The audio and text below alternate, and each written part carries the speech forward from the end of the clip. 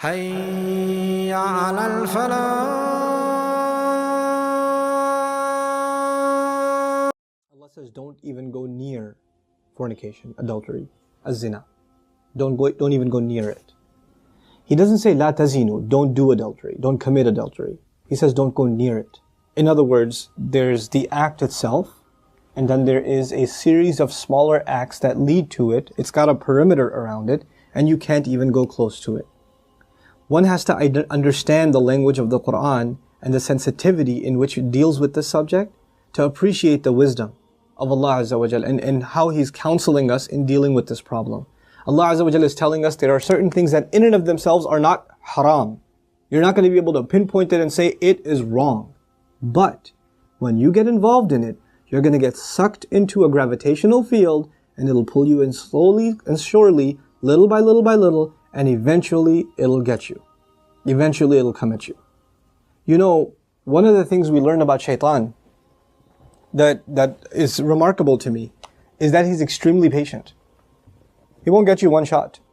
He'll come at you and he will put a little bit and a little bit and a little bit and a little bit until he destroys your character. He won't come and make you do the wrong thing right away. You know? Even in the story of Adam alayhi salam and Hawa, the way he approached them in Surah Al-A'raf is really interesting. He was relentless. It wasn't just one time. Like we assumed that he just came and said, hey, tree, doesn't it look good? And he was gone. No. He was extremely relentless. And he kept at it and he kept at it and he kept at it and he built this idea in them until they would think it's their idea. You know? And when people start listening to Shaitan, this is the same surah Allah Azza wa Jalla says, Inna ibadi laysa laka alayhim sultan.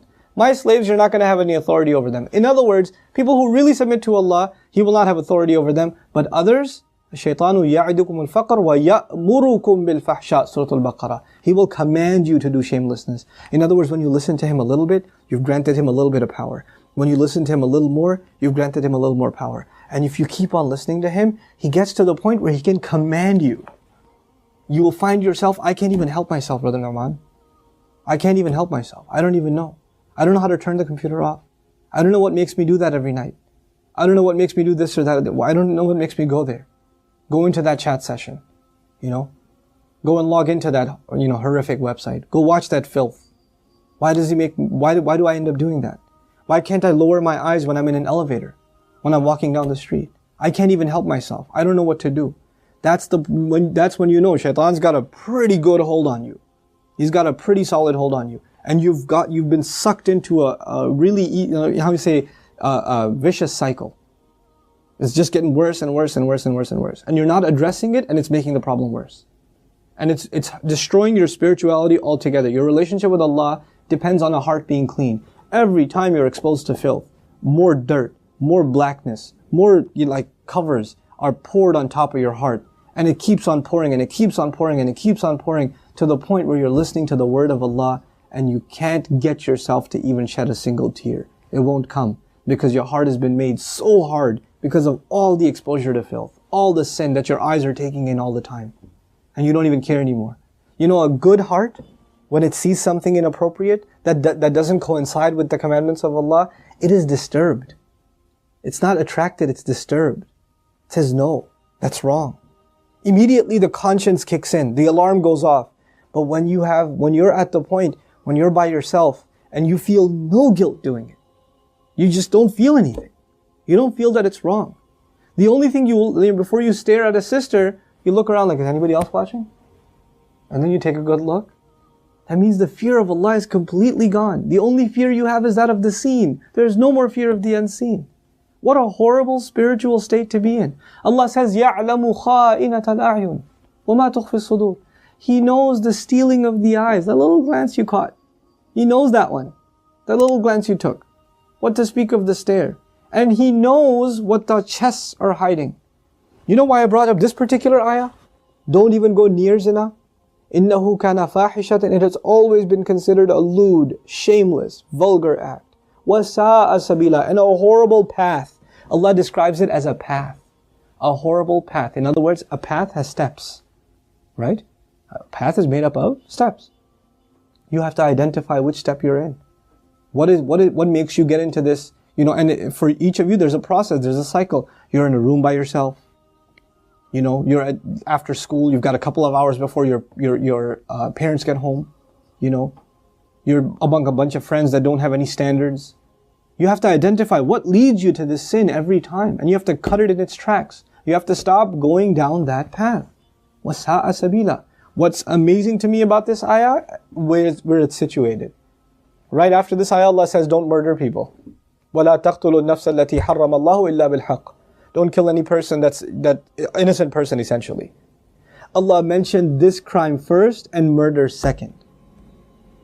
Can you think of that? Like, we think of murder as this huge crime, right?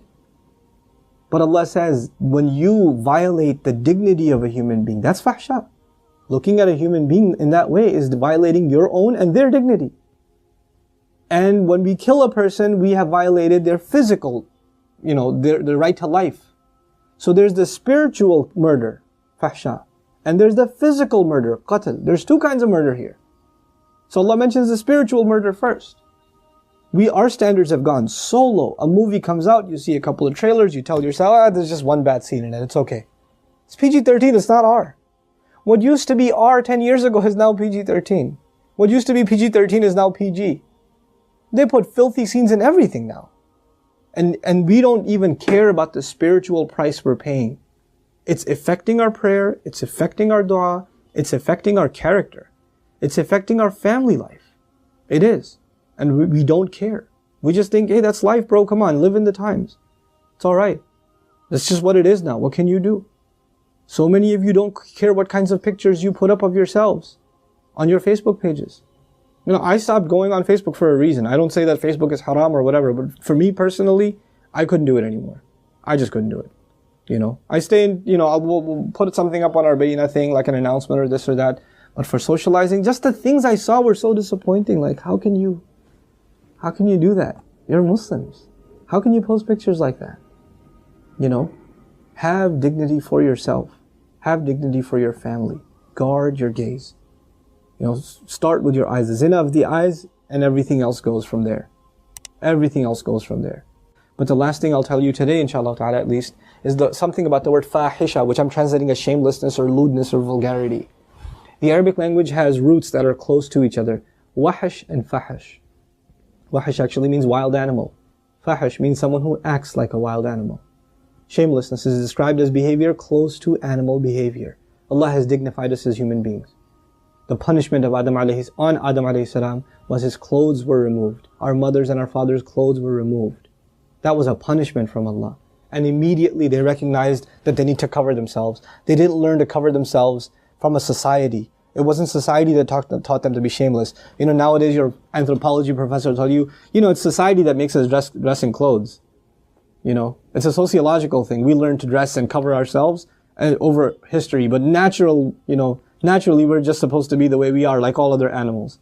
Adam alayhi salam didn't learn anything from any society. He was given a consciousness, and the moment his clothes were removed, he's trying to cover himself. Our mother's trying to cover herself. We are supposed to be a people that guard ourselves with covering, and we dignify others by not looking at them. Even if they don't have dignity for themselves, we should have dignity for them and not look. Because they are in the end a creation of Allah. Even if they're a disappointing creation of Allah. They are a creation of Allah. And we have more respect for ourselves and for humanity in general. To not look at it as animals look at other animals. May Allah Azza wa Jal make us spiritually healthy and alleviate us from this growing and ever increasing spiritual problem, and that is of not being able to lower our eyes.